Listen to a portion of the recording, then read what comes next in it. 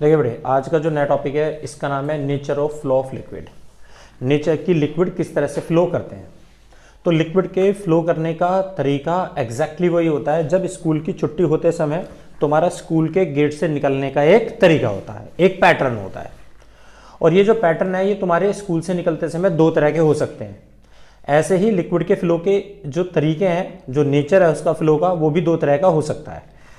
कौन सा तरीका हो सकता है जरा देखिए एक बार।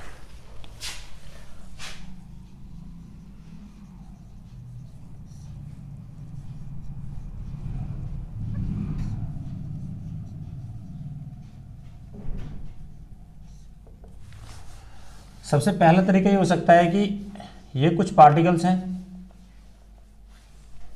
This is A B C D और ई। ये सारे पार्टिकल किसी एक पॉइंट से होकर गुजरते हैं और आगे बढ़ते हैं। This is A B C D और ई।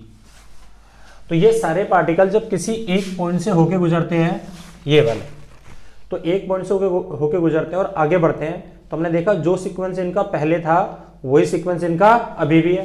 क्या सीक्वेंस बदला? नहीं।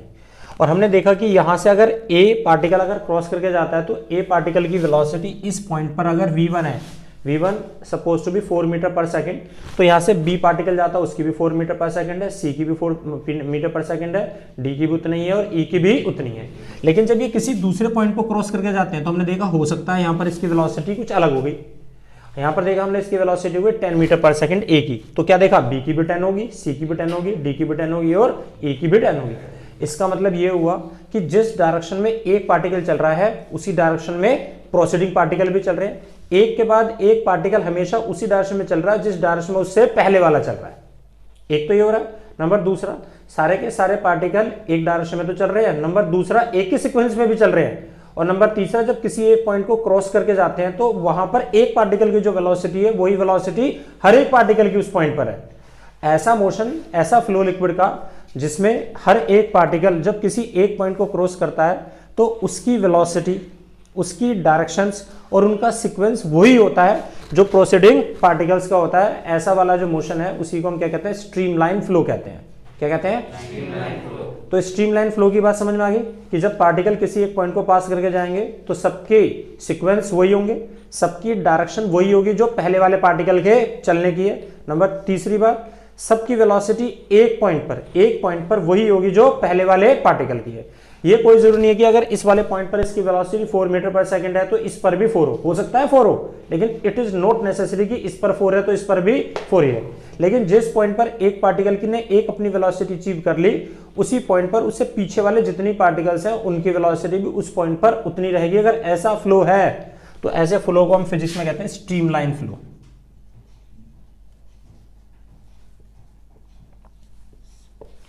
तो स्ट्रीमलाइन फ्लो बेसिकली है क्या? तो streamline flow is that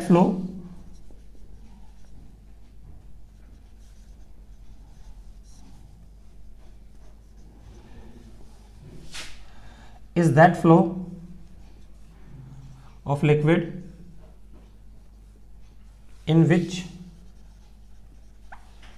every particles passes the same point with same velocity and sequence। अगर ऐसा है तो ये लिक्विड का फ्लो क्या कहलाएगा? स्ट्रीमलाइन फ्लो कहलाएगा। इतनी बात समझ में आती है बेटे बात? अच्छा, अब दूसरी बात सुनिए। दूसरी बात देखिए, the type of second motion.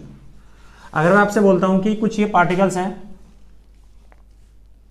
These are the some particles, ये पार्टिकल्स इस डायरेक्शन में जा रहे हैं।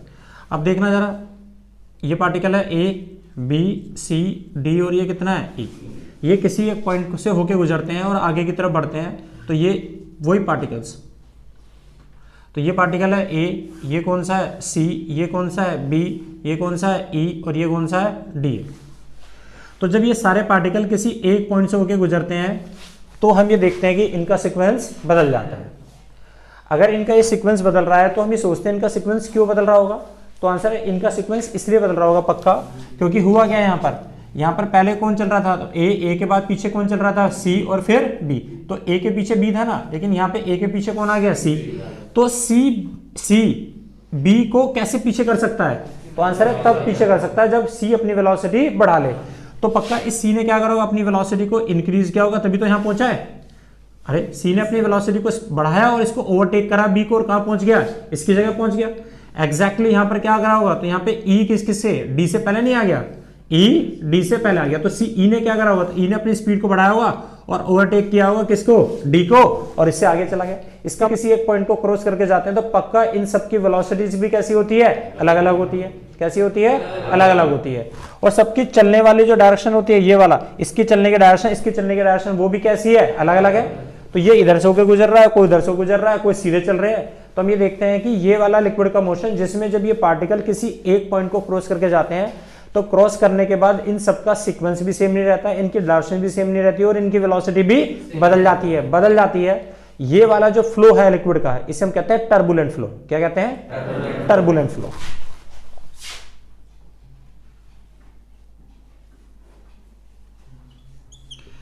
तो हमेशा ध्यान रखना, टर्बुलेंट फ्लो किसी भी एक लिक्विड का वो फ्लो होता है जिसमें हर पार्टिकल की वेलोसिटीज और डायरेक्शन क्या होती हैं, अलग अलग होती हैं। अब ये लिक्विड का नेचर हम लोगों को देखा है कि स्ट्रीमलाइन और टर्बुलेंट हम कब देखते हैं, देखना जरा। आपने कभी इस चीज को देखा हो कि जब हम किसी एक टैप को, एक टूटी है हमारे पास, ये टैप है, इस टैप में से हम क्या करते हैं, जब ये हमारा, इसके ऊपर हमने एक नोब लगा दिया, ये ऐसा नोब है, तो हम ये देखते हैं कि जब हम इस नोब को बहुत हल्का सा खोलते हैं तो एक पानी बड़ा शार्प सा एक पानी निकलता है ना, बहुत शार्प सा, देखा, बहुत शार्प सा एक पानी निकलता है। तो ये जो शार्प सा एक पानी निकल रहा है, दिस इज कॉल्ड क्या, स्ट्रीम लाइन। क्या कहलाता है ये, स्ट्रीम लाइन। लेकिन आप देखते हो उसके बाद ये पानी नीचे जाके ऐसा बिखर नहीं जाना शुरू हो जाता, ये जो पानी बिखर रहा है सबकी वेलोसिटी डायरेक्शन क्या है, सबकी अलग अलग, दिस इज कॉल्ड क्या, टर्बुलेंट।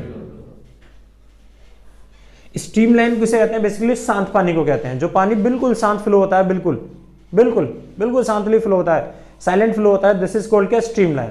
आप लोगों ने देखा है कि बहुत से लोग सिगार पीते हैं, सिगार, तो जब वो सिगार को जला देते हैं तो एक सिगार का एक बहुत पतला सा शार्प से एक धुआं नहीं निकलता इस तरह से, it is appear like this. ये एक सिगार है और इसमें एक बिल्कुल शार्प सा एक धुआं निकलता है ऐसा, देखा, ये शार्प सा एक धुआं नहीं निकलता ऐसे वाला, ये जो धुआं निकल रहा है, this represent the stream line.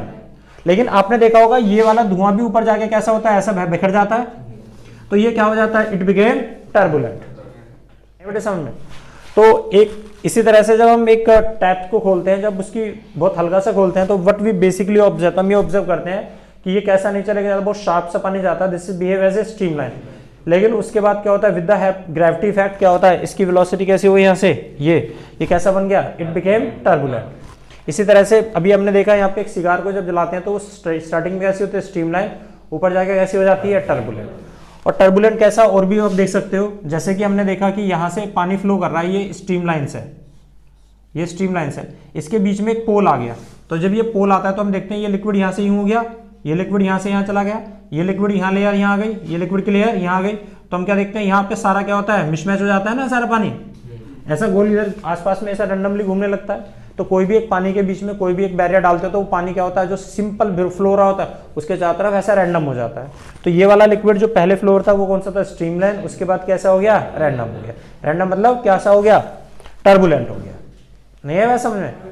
तो इसी तरह से अगर some of the example if we have to discuss, streamline का एग्जांपल क्या है, तो आंसर स्ट्रीमलाइन का एग्जांपल है जो हम एक टैप वाटर को स्लो, जो हमारा टैप वाटर और टेप टूटी का जो पानी होता है वो किसे रिप्रेजेंट करता है, स्ट्रीम लाइंस को फ्लो करता है। इस तरह से टर्बुलेंट फ्लो किसे कहते हैं, जब हम टैप को बहुत स्ट्रांगली खोल देते हैं तो वो कैसा होता है, इट बिकेम टर्बुलेंट। और हमारी जो हार्ट से जो हमारी आर्टरीज में जो ब्लड जाता है, this is also turbulent flow. क्या होता है बेटे, टर्बुलेंट फ्लो कहते हैं उसको। बात समझ आ गई ना। तो जहां पर पानी जिगजैग मोशन में हो जाता है उस वाले लिक्विड के मोशन को हम क्या बोलते हैं, टर्बुलेंट। और जहां पे पानी शांत फ्लो होता है उसे हम क्या कहते हैं, स्ट्रीमलाइन।